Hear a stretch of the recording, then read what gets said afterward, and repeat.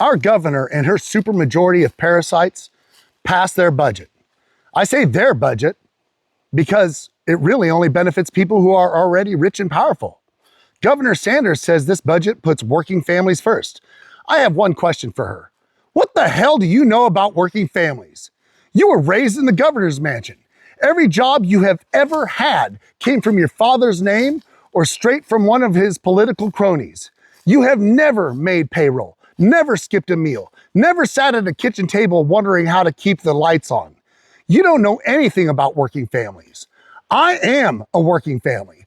I know hunger. I know desperation, just like every other working family. And we've had enough of being used as your campaign slogan. She named her new book Unapologetic, and I believe her. It takes a sick mind to hurt people with your agenda and a twisted morality to brag about it afterwards. To apologize would require empathy and humanity. She has convinced me that she has none. Let me break down this budget. $309 million of our tax money went to private school vouchers. Their own report shows that 88% of those kids were already in private school before the money started paying for it. They called it freedom of choice. Where's the choice for families who couldn't afford one in the first place? She's unapologetic. Our kids just took the Atlas test this week.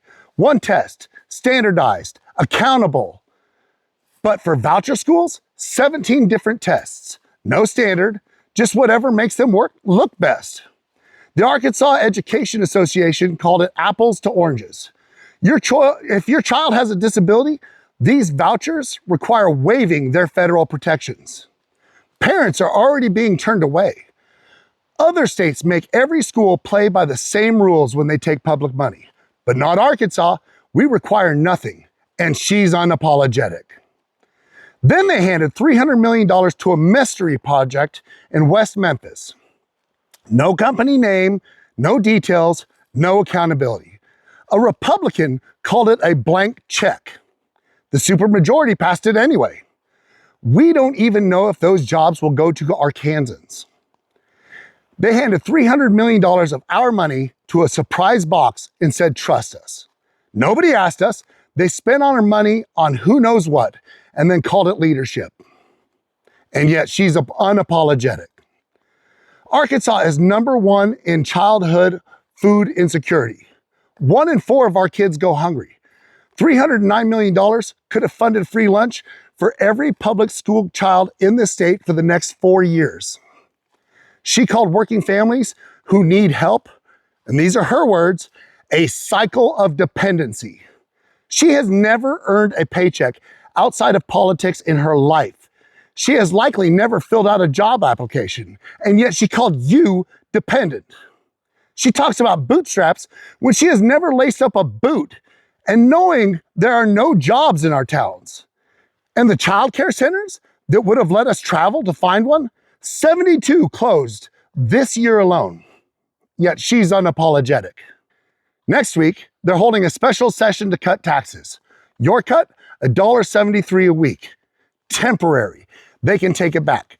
A millionaire's cut, $2,000 a year. Permanent and protected. Corporate taxes are being cut too. Walmart and Tyson, the same companies that passed every tariff cost onto us at the checkout counter, then got made whole after the tariffs were ruled unconstitutional. Working families got higher grocery bills, and they got the bailout. And remember, that $1.73 is in their hands. They can adjust it, reduce it, take it back next session, because that's what unapologetic leadership looks like. Does that feel like working families first to you? But she's unapologetic. That's who she is. Here's who I am. I'm unapologetic about fighting for this valley, about fighting for our kids, about fighting for working families who deserve better than $1.73 a week and a promise that they can take back. I'm Chief Chops. I live here. I'm raising my family here, and I'm not going anywhere. Fight with me. This only changes if we change it together. Vote Chief Chops, Ryan and Chosby for District 24. Driven by results, bound by honor.